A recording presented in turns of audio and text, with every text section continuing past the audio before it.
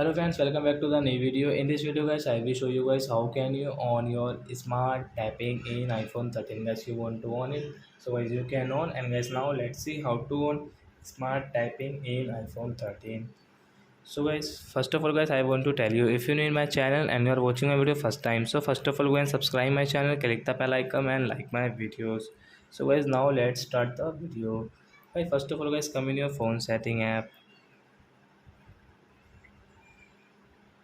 Guys, click on this accessibility setting. Guys, you can see in your iPhone. Guys, click on this accessibility setting. Guys, click on this zoom setting, second option guys.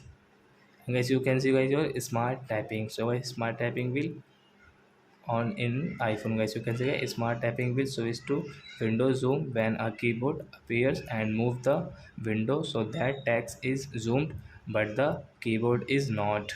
So as you can on your smart tapping from here.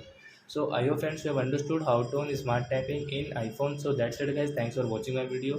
Now we will meet on next video with new topic.